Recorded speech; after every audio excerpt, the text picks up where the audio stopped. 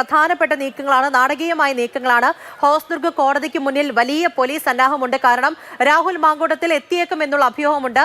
അതിനെക്കുറിച്ചാണ് നമ്മൾ അല്പസമയം മുമ്പ് വരെ സംസാരിച്ചു കൊണ്ടിരുന്നത്.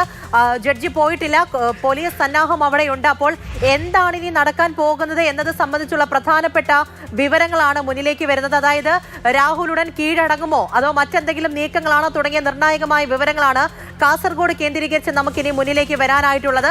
സാരംഗ് സുരേഷ് വിവരങ്ങളുമായി ചേരുന്നുണ്ട്. സാരംഗ്, രാഹുൽ മാങ്കൂട്ടത്തിൽ കർണാടകയിലാണ് ഒളിവിൽ എന്നുള്ള പ്രധാനപ്പെട്ട വിവരങ്ങൾ അത് അന്വേഷണ സംഘത്തിന് കൃത്യമായിട്ട് ലഭിച്ചിട്ടുണ്ടായിരുന്നു. രാഹുലിനെ ലൊക്കേറ്റ് ചെയ്തിട്ടുണ്ടായിരുന്നു. അങ്ങനെ എന്നുണ്ടെങ്കിൽ ഈ പോലീസ് ഇപ്പോൾ ഹോസ്ദുർഗ് കോടതി പരിസരത്ത് ഈ രീതിയിൽ വിന്യസിച്ചിരിക്കുന്ന കാര്യം എന്താണ്? ജഡ്ജിയും ഉള്ളിലുണ്ട്. എന്താണ് അവിടുത്തെ നീക്കങ്ങൾ? പോലീസിൽ നിന്ന് ലഭിക്കുന്ന വിവരങ്ങൾ എങ്ങനെയാണ്?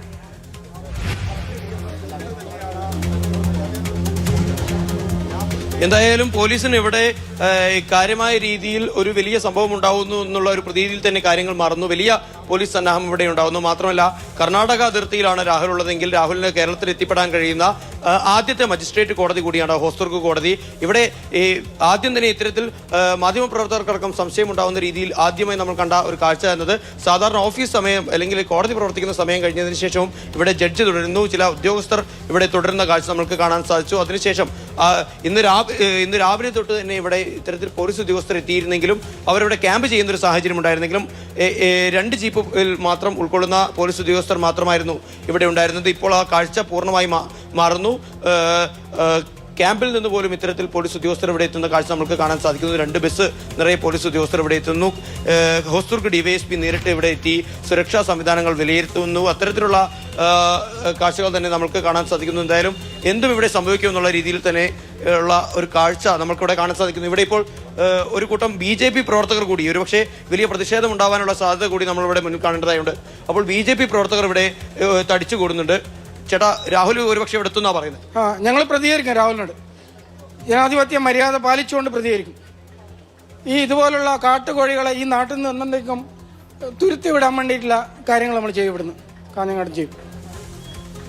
ഇത്തരത്തിലുള്ള പ്രതിഷേധ സാധ്യത കൂടി മുന്നിൽ കണ്ടുകൊണ്ടാണ് ഇപ്പോൾ ഈ ഒരു രീതിയിലുള്ള ഒരു വലിയ പോലീസ് സന്നാഹം ഇവിടെ ഒരുക്കിയിരിക്കുന്നത്. കാഞ്ഞങ്ങാട് എന്നത് ഇത്തരത്തിൽ ഡിവൈഎഫ്ഐക്കും അതോടൊപ്പം തന്നെ BJPക്കും ഒക്കെ തന്നെ BJPക്കും യുവമോർച്ചയ്ക്കും ഒക്കെ തന്നെ വലിയ സ്വാധീനമുള്ള ഒരു മേഖലയാണ്. CPM-നൊക്കെ തന്നെ വലിയ സ്വാധീനമുള്ള മേഖലയാണ്. അതുകൊണ്ട് തന്നെ വലിയ പ്രതിഷേധം ഉണ്ടാവാനുള്ള സാധ്യത കൂടിയുണ്ട്. ഇപ്പോൾ ഇവിടെ ആളുകൾ കൂടുന്നു, നാട്ടുകാർ കൗതുകം കൊണ്ട് കൂടുന്ന ആളുകളുണ്ട്. അതോടൊപ്പം തന്നെ പ്രതിഷേധിക്കാനെത്തുന്ന പൊതുപ്രവർത്തകരുണ്ട്, പോലീസ് ഉദ്യോഗസ്ഥരുണ്ട്, മാധ്യമപ്രവർത്തകരുണ്ട്. അപ്പോൾ അത്തരത്തിലുള്ള കാഴ്ചകളാണ് നമുക്ക് എന്തായാലും നാടകീയമായ സംഭവങ്ങൾക്കാണ് ഹോസ്ദുർഗ് കോടതി പരിസരം സാക്ഷ്യം വയ്ക്കുന്നത് എന്ന് നമുക്ക് നിസ്സംശയം പറയാൻ സാധിക്കും. എന്തായാലും ഇനി ഏതാനും നിമിഷങ്ങൾക്കകം തന്നെ ഒരുപക്ഷെ രാഹുൽ ഇവിടെ എത്തിയേക്കുമെന്നുള്ള സൂചനകൾക്ക് ബലം വെച്ചുകൊണ്ടിരിക്കുകയാണ്. കൂടുതൽ പോലീസ് ഉദ്യോഗസ്ഥർ ഇവിടെ എത്തുന്നു. എന്തായാലും ഇന്ന് പകൽ കണ്ട കാഴ്ചകളെല്ലാം നമുക്ക് ഹോസ്ദുർഗ് കോടതി പരിസരത്ത് കാണാൻ സാധിക്കുന്നത്. രാഹുൽ അങ്ങനെയാണെന്നുണ്ടെങ്കിൽ ഈ ഹോസ്ദുർഗ് കോടതി പരിസരത്ത് മാത്രമായിട്ടാണോ ഇങ്ങനെയുള്ള കാര്യങ്ങളുള്ളത്? മറ്റേതെല്ലാം കേന്ദ്രങ്ങളിൽ പ്രധാനമായിട്ട് പോലീസ് വിന്യാസം വിന്യസിച്ചിട്ടുണ്ട്? അങ്ങനെയുള്ള എന്തെങ്കിലും വിവരങ്ങൾ ലഭ്യമാകുന്നുണ്ടോ? അതോ ഈ ഒരു പ്രദേശത്ത് മാത്രമാണോ ഇങ്ങനെ?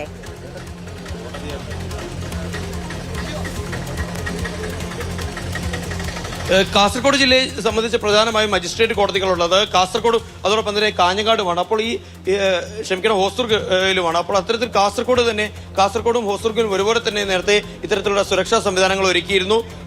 അവിടെയാണ് ഇപ്പോൾ ഹോസ്ദുർഗ് കോടതിയിലേക്കാണ് ഇത്തരത്തിൽ കൂടുതൽ സുരക്ഷാ സംവിധാനങ്ങൾ ഒരുക്കിയിരിക്കുന്നത്. കാസർഗോഡും മിതമായ രീതിയിലുള്ള സുരക്ഷാ സംവിധാനങ്ങൾ ഇവിടെ ഒരുക്കിയിട്ടുണ്ട്. അത് മാത്രമല്ല, ഇപ്പോൾ പ്രതിഷേധിക്കാനെത്തുന്ന പൊതുപ്രവർത്തകരെയൊക്കെ തന്നെ പ്രധാന ഗേറ്റിനടുത്ത് നമുക്ക് കാണാൻ സാധിക്കുന്നുണ്ട്. അവരെയൊക്കെ തന്നെ തടഞ്ഞു നിർത്താനുള്ള ശ്രമമാണ് പോലീസിന്റെ ഭാഗത്തു നിന്നുണ്ടാവുന്നത്. എന്തായാലും പ്രതിഷേധങ്ങൾ ഉയരുന്നുണ്ട്. അത്തരത്തിൽ ഇവിടെ ഓടിക്കൂടിയ ജനക്കൂട്ടമുണ്ട്. അവരെയൊക്കെ തന്നെ നിയന്ത്രിക്കുന്നതിന്റെ ഭാഗമായാണ് യാതൊരു തരത്തിലുള്ള സുരക്ഷാ പ്രശ്നങ്ങളും ഇവിടെ ഉണ്ടാവാതിരിക്കുക എന്നത് ഉറപ്പുവരുത്തിക്കൊണ്ട് തന്നെയാണ് വലിയ തോതിലുള്ള ഒരു പോലീസ് സന്നാഹം ഇവിടെ ഒരുക്കിയിരിക്കുന്നത്. സാരംഗ് സുരേഷാണ് വിവരങ്ങൾ നൽകിക്കൊണ്ടിരിക്കുന്നത്.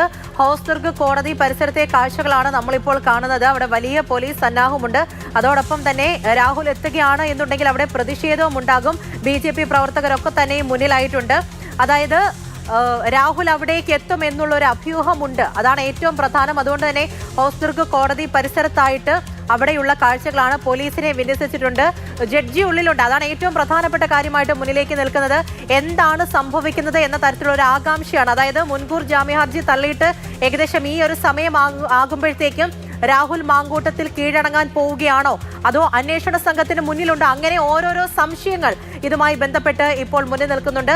കീഴടങ്ങാനുള്ള സാധ്യത അത് ഉണ്ട് എന്ന് തുടക്കം മുതൽ തന്നെ പറയുന്നതാണ്. കർണാടകയിൽ രാഹുലിനെ കൃത്യമായിട്ട് തന്നെ അന്വേഷണ സംഘം ലൊക്കേറ്റ് ചെയ്തിട്ടുണ്ടായിരുന്നു. രാഹുൽ നേരിട്ടെത്തുകയാണോ എന്ന തരത്തിലുള്ള സംശയമാണ് ഇനിയുള്ളതും.